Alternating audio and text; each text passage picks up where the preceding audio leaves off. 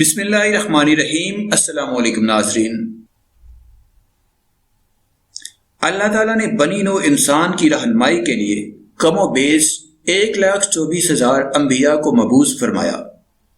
انبیاء کرام کی وسعت کا سلسلہ حضرت آدم علیہ السلام سے شروع ہوا اور اس مبارک سلسلے کا اختتام حضرت محمد صلی اللہ علیہ وآلہ وسلم کی ذات اقدس پر ہوا کہ آپ صلی اللہ علیہ وآلہ وسلم خاتم النبیین ہیں۔ آج کی اس ویڈیو میں ہم آپ کو حضرت آدم علیہ السلام کی زندگی کے بارے میں بتانے کی جسارت کریں گے اور آپ کو یہ بھی بتایا جائے گا کہ حضرت بی بی حوا علیہ السلام کی پیدائش کب ہوئی اور وہ کتنی بار حاملہ ہوئی اور انہوں نے کتنے بچوں کو جنم دیا اور ان کی وفات کب ہوئی۔ ویڈیو کی تفصیل میں جانے سے پہلے آپ تمام دوستوں سے گزارش ہے کہ چینل کو سبسکرائب کر کے بیل کے نشان کو دبا دیں، اس ویڈیو کو لائک کریں اور کمنٹ باکس میں اپنے قیمتی خیالات کا اظہار ضرور کریں۔ حضرت آدم اور تخلیق آدم کا ذکر کیا جائے تو حضرت جبریل علیہ السلام کو وہ حکم دینا بھی یاد ہوگا۔ اللہ تعالیٰ نے حضرت جبرائیل علیہ السلام کو حکم دیا کہ کرۂ ارض سے مٹی لے کر آؤ۔ حضرت ابو موسیٰ اشعری اس بارے میں فرماتے ہیں کہ نبی کریم صلی اللہ علیہ وآلہ وسلم نے ارشاد فرمایا کہ اللہ تعالیٰ نے حضرت آدم علیہ السلام کو ایک مٹھی خاک سے پیدا فرمایا۔ یہ مٹی تمام روح زمین سے اکٹھی کی گئی تھی۔ یہی وجہ ہے کہ حضرت آدم علیہ السلام کی نسل میں مختلف رنگ اور زبان کے لوگ پائے جاتے ہیں کہ حضور اکرم حضرت محمد صلی اللہ علیہ وآلہ وسلم نے فرمایا کہ جب اللہ نے آدم کو پیدا فرمایا اور ان میں روح پھونکی تو ان کو چھینک آئی، جس پر انہوں نے الحمدللہ کہا۔ یوں ان کے منہ سے سب سے پہلے اللہ کی حمد نکلی۔ اللہ تعالیٰ نے حضرت آدم علیہ السلام کو 4 عظیم شرف اور مرتبہ عطا فرمائے۔ نمبر 1، اپنے ہاتھ سے پیدا فرمایا۔ نمبر 2، روح پھونکی۔ نمبر 3، فرشتوں کو سجدہ کرنے کا حکم فرمایا۔ نمبر 4، اشیاء کے ناموں کے علم سے سرفراز فرمایا۔ یہ حضرت آدم علیہ السلام کی پیدائش کا واقعہ ہے۔ حضرت آدم علیہ السلام کی پیدائش کا ذکر تو ہم نے کر ہی دیا۔ اب حضرت آدم علیہ السلام اور حضرت حوا علیہ السلام کے جنت میں ذکر کے بارے میں بتاتے ہیں۔ یوں تو جنت میں تمام آسائشیں نعمتیں موجود تھیں، لیکن اس کے باوجود حضرت آدم علیہ السلام تنہائی اور اجنبیت محسوس کرتے تھے۔ چنانچہ اللہ تعالیٰ نے ان کی تنہائی دور کرنے کا بندوبست فرماتے ہوئے حضرت حوا علیہ السلام کو پیدا فرمایا۔ محمد بن اسحاق حضرت ابن عباس رضی اللہ تعالیٰ عنہ سے روایت کرتے ہیں کہ حضرت حوا علیہ السلام کو حضرت آدم علیہ السلام کی بائیں طرف کی چھوٹی پسلی سے پیدا کیا گیا جبکہ وہ سو رہے تھے۔ پھر اللہ نے حضرت آدم علیہ السلام کو حکم فرمایا کہ وہ اور ان کی بیوی جنت میں سکونت فرمائیں اور فرمایا جہاں سے چاہو بلا روک ٹوک کھاؤ، لیکن اس درخت کے پاس نہ جانا ورنہ ظالموں سے ہو جاؤ گے۔ حضرت آدم علیہ السلام اور حضرت حوا علیہ السلام آرام اور سکون سے جنت میں رہنے لگے۔ روایت میں ہے کہ حضرت آدم علیہ السلام 100 سال یا 60 سال جنت میں رہے۔ اس عرصے میں دونوں پر جنت کے کسی بھی حصے میں جانے پر پابندی نہ تھی سوائے شجرہ ممنوعہ کے۔ شیطان ان دونوں کا کھلا دشمن تھا اور اپنی سزا کا بدلہ لینے کے لیے بے قرار بھی تھا۔ اس کی شدید خواہش تھی کہ اللہ کے حکم کی خلاف ورزی کرے۔ پھر شیطان نے ان دونوں کے دلوں میں وسوسہ ڈالا تاکہ ان کی شرمگاہیں جو ایک دوسرے سے پوشیدہ تھیں بے پردہ ہو جائیں۔ اس نے ان سے کہا کہ تمہارے رب نے تم دونوں کو اس درخت سے اس لیے منع فرمایا کہ کہیں یہ پھل کھا کر تم دونوں فرشتے نہ ہو جاؤ اور کہیں ہمیشہ ہمیشہ کے لیے زندہ رہنے والوں میں سے نہ ہو جاؤ۔ شیطان کی ان باتوں نے حضرت حوا کو سوچنے پر مجبور کر دیا اور پھر شیطان کی مسلسل اور تواتر کے ساتھ سازشیں رنگ لائیں اور اس نے حضرت حوا علیہ السلام کو یہ پھل کھانے پر راضی کر لیا۔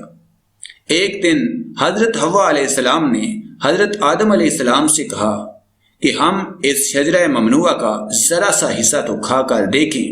آخر وہ کیا راز ہے جو اللہ تعالیٰ نے اسے کھانے سے منع فرمایا ہے؟ شروع میں تو حضرت آدم علیہ السلام اس پر قطعی طور پر تیار نہ تھے، لیکن پھر حضرت حوا کے مسلسل اصرار پر وہ بھی راضی ہو گئے۔ ابھی انہوں نے اس پھل کو پوری طرح چکھا بھی نہیں تھا کہ ان کی سترگاہیں ایک دوسرے پر اجاں ہو گئیں۔ اس پر دونوں بدحواسی اور پریشانی میں جنت کے درخت کے پتوں کو توڑ توڑ کر اپنا بدن چھپانے لگے۔ اللہ نے دونوں کو پکارا اور فرمایا، کیا میں نے تم کو منع نہیں کیا تھا کہ اس درخت کا پھل نہ کھانا اور شیطان کے ورگلانے میں نہ آنا؟ یہ تمہارا کھلا دشمن ہے۔ دونوں نے جب اللہ کی پکار سنی تو مارے خوف الہی کے کانپ اٹھے، نہایت لاچارگی اور عاجزی سے اپنی خطا پر نادم اور شرمندہ ہوتے ہوئے بارگاہ خداوندی میں عرض کیا، اے ہمارے رب، ہم دونوں سے بہت بڑی غلطی ہو گئی ہے۔ اب اگر آپ نے ہم پر رحم اور کرم نہ کیا اور معاف نہ فرمایا تو ہم تباہ و برباد ہو جائیں گے۔ اللہ تعالیٰ نے فرمایا کہ اب تم دونوں ایک خاص مدت تک زمین پر ہی رہو گے، جہاں تم ایک دوسرے کے دشمن ہوگے، اور وہاں ہی تمہیں مرنا ہے اور پھر اسی میں سے پیدا ہونا ہے۔ چنانچہ دونوں کو زمین کی طرف روانہ کر دیا گیا۔ روایت میں ہے کہ حضرت آدم علیہ السلام کو ہند اور حضرت حوا علیہ السلام کو جدہ اور ابلیس کو بصرہ سے چند میل کے فاصلے پر بمستی نام کے مقام پر اتارا گیا۔